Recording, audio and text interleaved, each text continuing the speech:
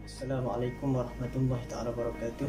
InsyaAllah pada kali ini saya dan sahabat-sahabat saya akan mengulas mengenai satu topik, iaitu berkaitan dengan media sosial. Seperti yang kita semua sedia maklum, penggunaan internet pada hari ini sudah menjadi kebiasaan, malahan telah menjadi satu keperluan dalam diri setiap individu. Akses internet yang mudah didapati di samping penggunaan telefon pintar telah menyebabkan masyarakat kini sentiasa mendapatkan maklumat atau berita-berita hanya di hujung jari sahaja. Tidak dinafikan juga, kemudahan akses internet telah membuka peluang kepada penggunaan media sosial yang sangat luas kepada pengguna. Namun sebelum itu, tahukah anda semua apa itu media sosial? Jika anda ingin mengetahuinya lebih lanjut, sila ikuti video ini sehingga habis.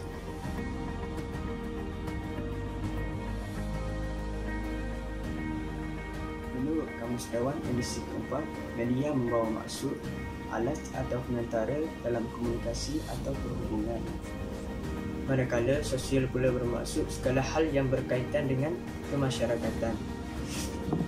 Oleh itu, media sosial secara mudahnya merujuk kepada sejenis saluran komunikasi dalam talian yang membolehkan pengguna berinteraksi dengan mudah secara bebas, berkongsi dan membincangkan maklumat dengan menggunakan gabungan multimedia yang terdiri daripada teks, gambar, video dan sebagainya. Media sosial seperti Facebook, WhatsApp, Twitter, YouTube dan sebagainya kini hanya boleh dilayari hanya di hujung jari sahaja, tanpa mengira golongan, tempat dan masa, iaitu dengan hanya menggunakan telefon bimbit. Oleh itu, setiap daripada kita mestilah bijak dalam menggunakan media sosial ini, kerana jika baik penggunaannya, insya-Allah akan membawa kepada kebaikan, dan jika disalahgunakan, ia akan membawa kepada keburukan. Dan insya-Allah seterusnya, sahabat-sahabat saya akan mengulas mengenai kebaikan serta keburukan media sosial ini.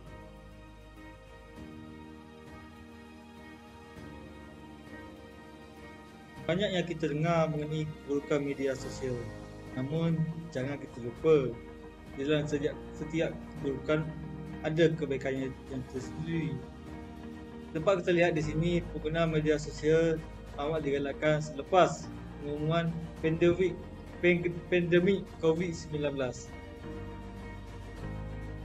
Contohnya, untuk mengetahui maklumat terkini mengenai pandemik, malah pembelajaran harian juga diteruskan melalui media sosial.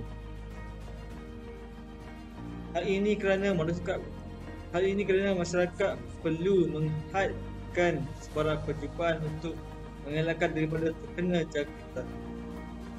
Secara tidak langsung dapat kita lihat bahawa penggunaan media sosial memberikan kesan positif terhadap gaya hidup seorang individu. Antara kebaikan atau boleh kita bagi sebagai faedah penggunaan media sosial ialah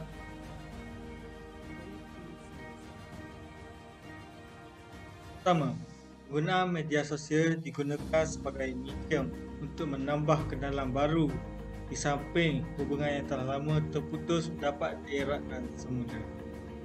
Kedua, media sosial amat berfaedah kepada kita kerana ia dapat menambah pengetahuan dan dapat mengetahui dengan lebih terperinci dan tepat mengenai isu semasa.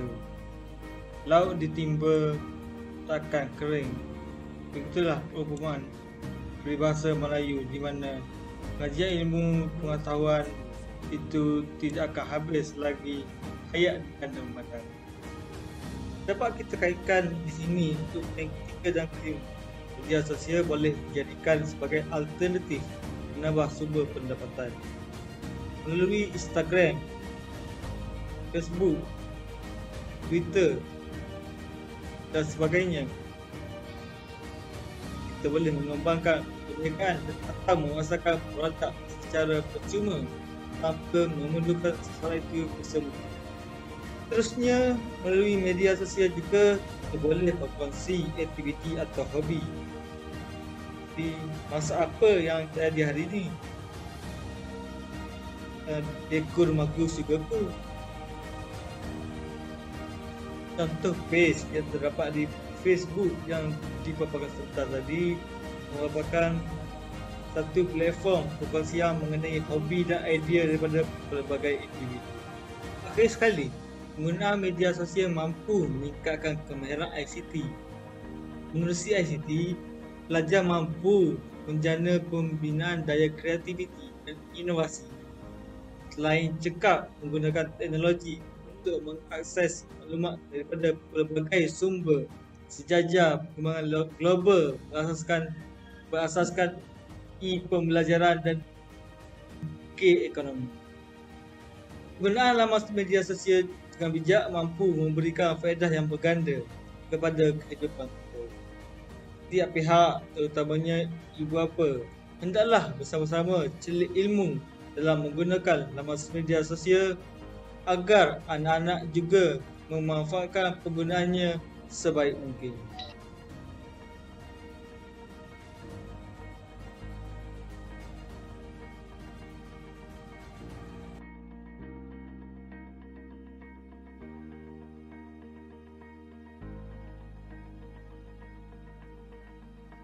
Antara keburukan media sosial adalah yang pertama adalah jika kita tidak mengawal masa dalam penggunaan media sosial, maka masa yang kosong terbiar begitu saja kan. Sebab apa?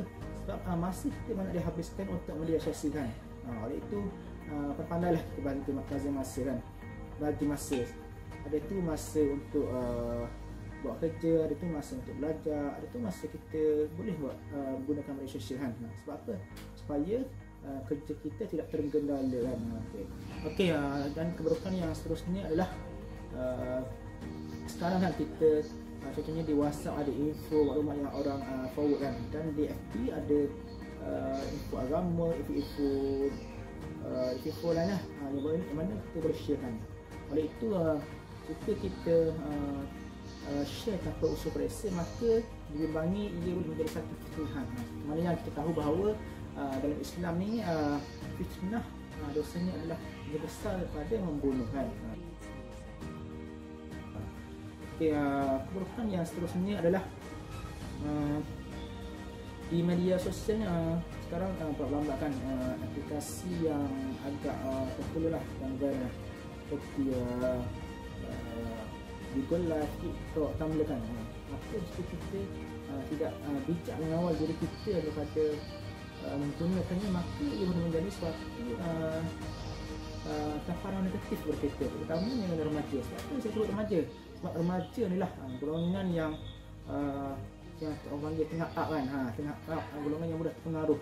Mana mereka mudah terpengaruh dengan benda-benda yang negatif kan. Okay. Dan yang seterusnya adalah sekarang perceraian di Malaysia agaklah tinggi. Di manakah kuncinya?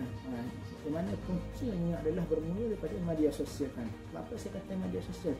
Sebab bermula daripada media sosial ya berlakunya titik-titik perceraian. Contohnya apa? Contohnya seperti mula-mula berkenaan di FB kan, berkenaan di FB atau Instagram. Mesti lama-lama ajak keluar kan, apa kan? Lepas tu berlakunya pecah, berlakunya pemusnahan dalam rumah tangga itu sedikit dan paling teruk adalah berlakunya perceraian kan. Keburukan media sosial lagi ialah berlakunya penipuan. Penipuan ini boleh berlaku di mana-mana sahaja, termasuk juga di media sosial. Pengguna media sosial mesti bijak dalam mengenal pasti akan kesahihan sesuatu perkara yang terdapat di media sosial. Pengguna juga jangan mudah percaya dengan orang yang tidak dikenali. Sebagai contoh, penipuan yang terdapat di media sosial adalah seperti pelaburan haram. Terdapat ayat-ayat yang digunakan seperti setiap kali login di Facebook dapat RM100. Ya, memang menarik, tetapi begitu mudah nak dapat duit. Apabila disiasat, ia hanyalah sebagai salah satu teknik untuk menarik perhatian pengguna Facebook untuk memasuki skim tersebut. Terdapat juga pengguna yang tertipu akibat terlampau percaya dengan kenalan Facebook yang hanya dikenali di media sosial. Terdapat juga pengguna media sosial ini terjebak dengan penipuan asmara cinta atas talian atau lebih popular dengan istilah internet romance scam. Pemangsa mengenal pasti mangsa mereka menerusi media sosial atau laman web, suai kenal dan seterusnya cuba mendekati dan menjalinkan hubungan cinta. Selalunya, pemangsa akan menggunakan identiti yang menonjolkan diri sebagai teman cinta sejati yang sempurna. Mereka akan menggoda mangsa serta menyatakan keinginan untuk berkahwin. Sasaran mereka ialah untuk memanipulasikan keadaan emosi yang menjadi kelemahan mangsa. Namun di sebalik semua ini, tujuan sebenar mereka ialah untuk memperdaya dan mengaut sejumlah besar wang ringgit daripada mangsa. Penipuan asmara cinta ini atas talian ini bukan sahaja memberi kesan negatif kepada diri mangsa, malah ia juga melibatkan pihak keluarga mangsa dan masyarakat.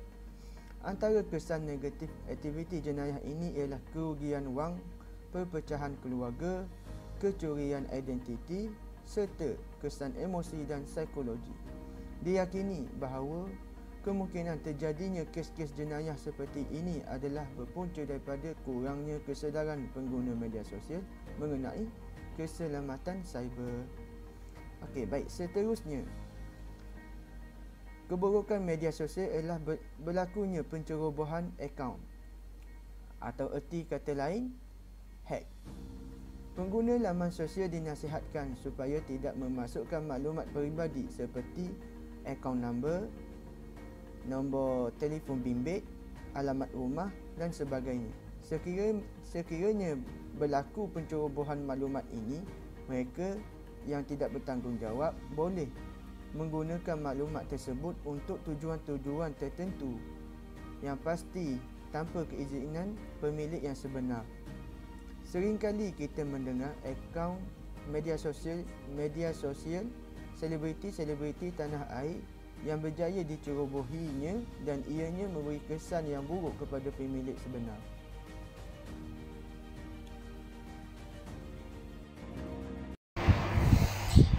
Assalamualaikum warahmatullahi wabarakatuh. InsyaAllah pada hari ini saya akan kongsikan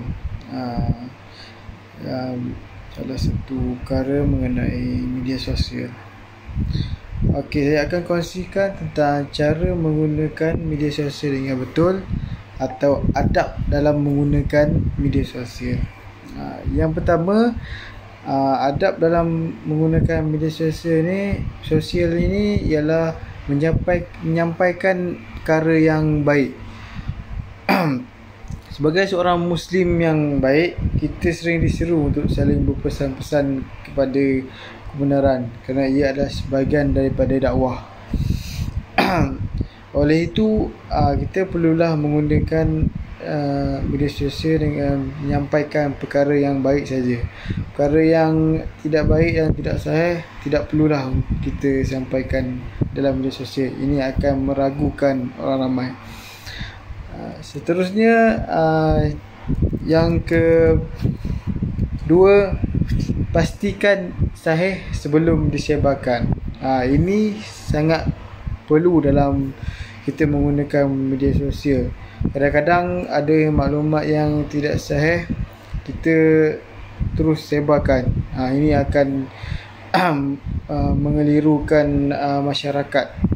Oleh itu kita perlu mengkaji suatu maklumat itu sebelum kita sebarkan kepada orang ramai agar tidak menjadi kekeliruan dalam masyarakat. Dan yang ketiga, iaitu menjaga batas-batas pergaulan. Di dalam media sosial juga kita perlu menjaga batas-batas pergaulan kita dengan rakan-rakan baru. Maksud dia, kita perlu menjaga silaturahim itulah. Bukan kita bersemuka saja, kita menjaga batas-batas pergaulan. Dalam media sosial juga kita perlu menjaga batas-batas pergaulan ini. Ini kerana kita mungkin ayat-ayat yang digunakan akan menyinggung perasaan rakan kita di media sosial. Ini perlu dijaga kerana tidak silaturahim tu sangat perlu untuk dijaga. Okey, yang keempat iaitu menjaga aib seseorang di media sosial. Kita menjaga aib kita, menjaga aib kawan-kawan kita, menjaga aib sekiranya kita sudah berkahwin, menjaga aib suami, menjaga aib isteri, menjaga aib keluarga, menjaga aib ibu bapa kita. Semua itu kita perlu jaga dalam menggunakan media sosial. Pada masa sekarang ni ramai yang bila ada salah faham dengan suami ke isteri ke, terus update di media sosial. Ini yang menimbulkan salah faham di dalam kalangan netizen yang melihat anda semua. Oleh itu, janganlah kita membuka aib rakan-rakan kita, bapa kita, keluarga kita. Janganlah kita membuka aib mereka, kerana awak akan membuka aib kita di akhirat nanti.